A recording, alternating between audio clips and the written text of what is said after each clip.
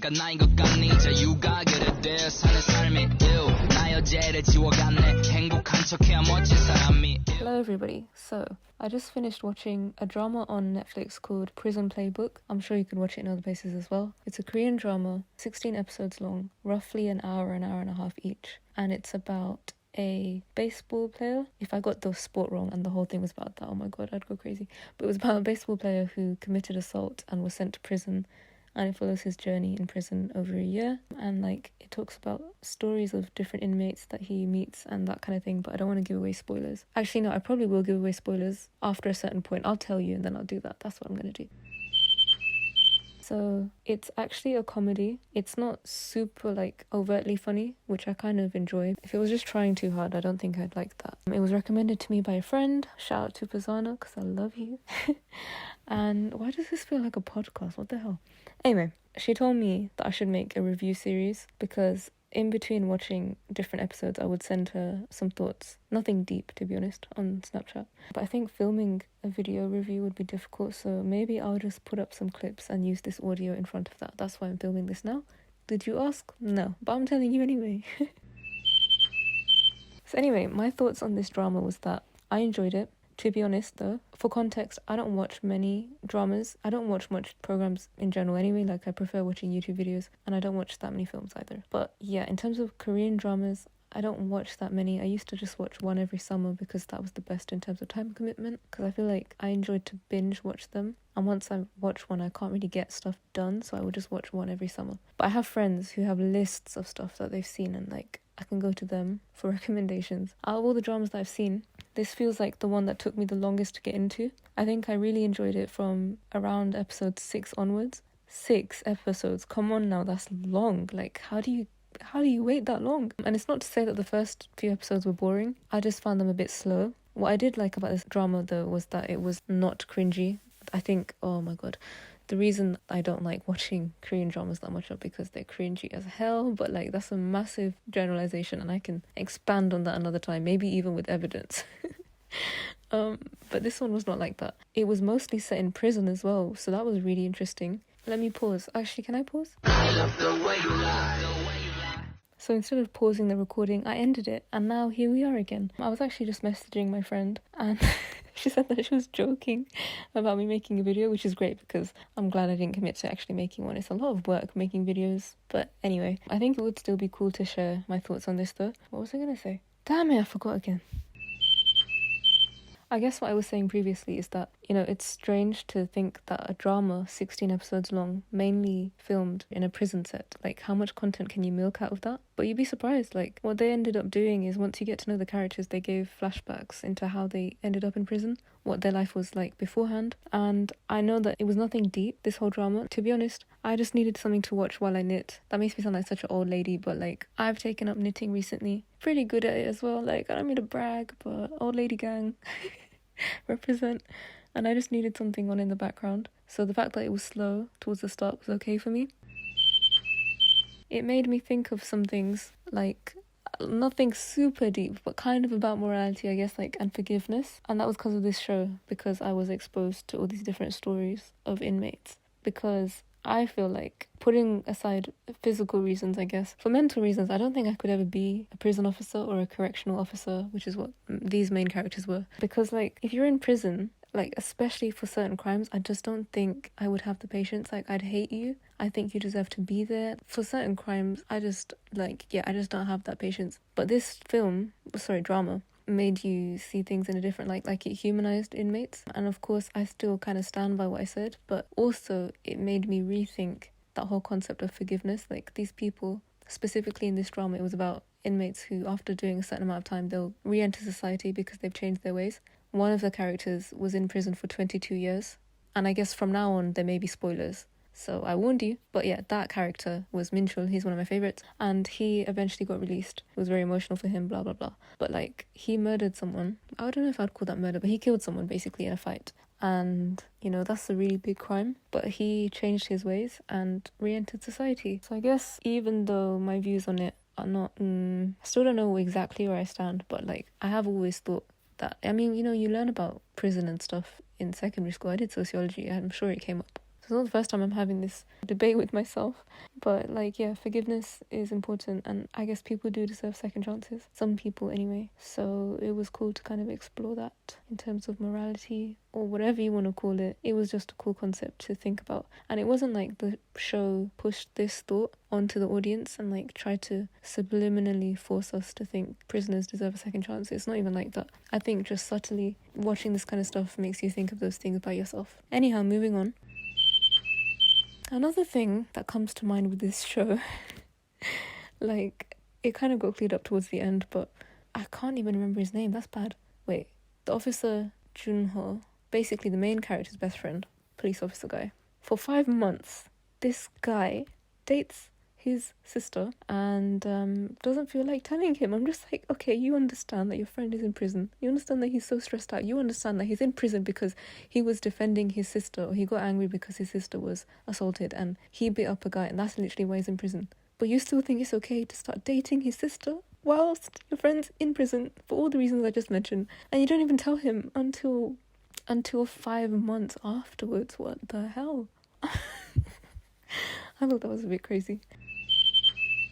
Another thing, towards the end, there was that guy who was, like, in a gang, and he wanted to kill the main character, I guess. Like, he was one of the more hardcore prisoners. But then, maybe I blinked and I missed something. Maybe I was busy knitting. I don't even know. Next thing you know, this guy becomes the main character's servant. Kim Jae-hyuk's servant, pretty much. Like, I don't know what happened. He starts calling him boss. He's literally serving him drinks and stuff, and he's so nice to him. Like, I did see the bit where the main character basically offered him a job to help out with baseball practice. If you haven't seen the show, then this sounds strange, I'm sure. So I'm not really sure how to phrase this. But anyhow, essentially this bad guy, toughy person, just turned soft because Jae-hyuk gave him a chance. And I guess that turns back into what I was saying a little while earlier about, like, forgiveness and stuff. It really shows how a person can change. This guy, this tough character, I literally can't remember his name, but, like, yeah, he really wanted a sense of belonging. He couldn't find that with the actual gang that he originally approached. He wasn't really good enough for them, I guess, but he found belonging with the main character, and it was really cool. And when this main guy eventually left the prison, this tough guy thanked him and said that you're the first person to treat me like a human being. So that's pretty deep. Another thing is the loony character. What was his name? Han Young, I think? He is also my favourite character. So him, probably the first favourite, and then the guy who was in prison for 22 years. It's interesting, the way his voice changes when, like, the bit where they were doing the quiz, the Golden Bell quiz, and he was really smart because he hadn't been taking drugs for a long time, and his voice snapped, like, damn. When he eventually left prison, right, it just doesn't make sense to me. Like, there was such a build-up, there was so much anticipation. His boyfriend met his parents. I'm not sure if the parents knew that they were dating. That's a different topic.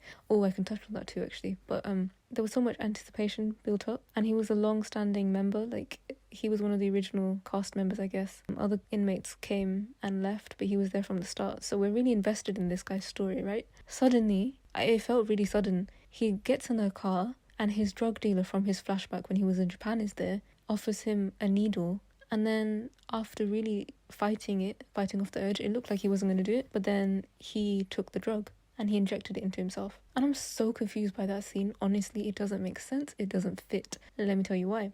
The guy, the drug dealer, was clearly in his flashback from when the loony guy, if you watch the show, you know what I'm talking about, because Looney is his nickname, so I'm referring to him as Looney. When Looney was in Japan, that's when he started to take drugs. And how is his same drug dealer from Japan suddenly followed him to Korea? Doesn't make sense. Who set him up? Because after this scene happens, it's also implied that he was set up because the drug dealer nods or, like, does some sort of facial expression in agreement to these other people in a car opposite, if I remember correctly. And it's like it was set up. So I thought the next 3 episodes were going to follow up on this story, but no, that's it. That's literally it. He does the drugs.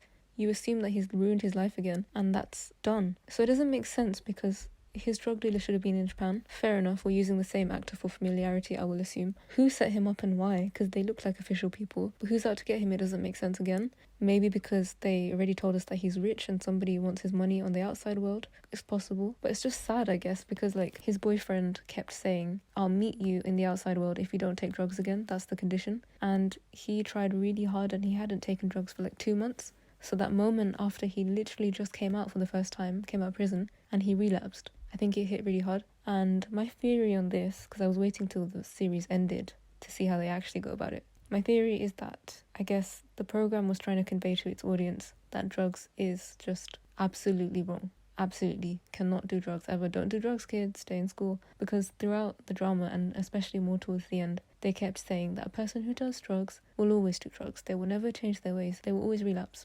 They will always turn back to doing drugs. Even to this loony character's face, and it was very discouraging for him to hear, but he still fought on, which is why I thought he really would have kept with not doing drugs because he was doing so well. But I think ultimately the message that I keep saying film, that the drama was trying to convey is that drugs is wrong, and they wanted to really drill that in by showing how it's going to mess up your life. And even after he tried so hard, he just couldn't fight it. So please just don't do it in the first place. I think that's what they were telling the audience, because I thought it was really sad. How could you do him like that, you know?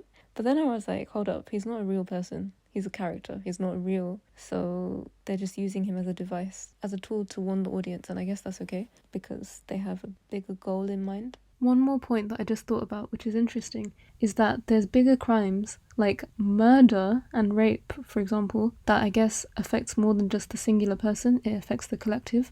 But those crimes are more easily forgiven than drugs, because literally throughout the drama, drugs is drilled in as being a terrible thing. And I guess what the drama was aiming to do was to warn their audience of a very real threat for the audience, because doing drugs is a lot easier than committing murder, I think, especially if their audience is young people. It's quite accessible these days, so I think that's why they emphasized anti-drugs messages. Not to say that they were promoting pro-murder or anything. I think that they were just focusing on subliminally telling their audience not to do drugs because it's a real threat. Another thing is homosexuality, I guess. He was the only openly gay character. Well, not that open. He told a few people. He came out to a few people. After he came out, I don't know, it was like touched upon a bit more after he came out, basically. And the soldier inmate in his same cell, the loony guy and the soldier inmate, basically. So they don't get along because the soldier hates people who do drugs. And this isn't, again, feeding into the whole idea that don't do drugs. They really set it up as drugs being terrible from the start. And I agree, you know, drugs are bad. But I'm just saying, like, they made a very strong case from the start, dropping things from the start, basically. So the soldier guy hates the druggie because he does drugs. And he just hates people who does drugs. Fine. The druggie character is very affectionate. I'm not sure if they're trying to say that he's effeminate because of that and because he's gay. I think that's a bit of a stretch, but it's possible. One thing that the loony character likes to do a lot is lean on other characters' knees and laps so that he can go to sleep, because he's always tired and he likes to have naps. He tried to do that to the soldier in one scene, but the soldier got annoyed and walked off and sat on a different side of the room. And then the loony guy looked at him and basically they had an indirect conversation, I guess. He was like, so do you know? They never address directly what he's talking about in terms of what do you know. The soldier guy's like, yeah. And then Looney's like, so do you hate me for that? And then the soldier's like, yeah, if I had a friend on the outside who was like that, I would have beaten him up by now. I won't do that to you because I accept it, but I just don't understand it. I'm paraphrasing, obviously. But that's basically what he said. That was the exchange. And to me, it seems like they were. Wow, can you imagine? I just got a phone call and almost lost that recording. But anyway, to get back to what I was saying, I think in that dialogue, what they were referring to was the fact that the loony is actually gay, not the fact that he's a druggie. But it's kind of a sensitive topic in Korea, I would say, still to this day, so it wasn't directly mentioned, but I think it doesn't have to be directly mentioned. You can figure that out. And it was a sad moment for him because this whole scene happened in a flashback where the loony was basically, I feel really bad calling him that, but that was his nickname in the film, in the drama. But yeah, where he's reflecting on why he felt sad at the time and why he basically went to view the baseball practice session instead of being in his cell. He didn't want to be in his cell because he was so offended and hurt by the soldier. And onlookers were like, if he's hurt this time, it seems like he's hurt for a real big reason. What could it be? Then he has this flashback and then we see what it is. So the fact that, again, there was a build-up and then this friggin' flashback happened, I think, again, consolidates the point that the conversation wasn't about drugs, it was about homosexuality, because that's a deeper issue and obviously very personal. The other few characters who learnt that he was gay were more respectful, I guess. They were shocked, but nothing bad happened. But the soldier was quite negative, if we are to assume, and I think rightly assume, that his response in that flashback situation was basically confirming that he knows that Looney is gay, because then he treats him differently. So yeah.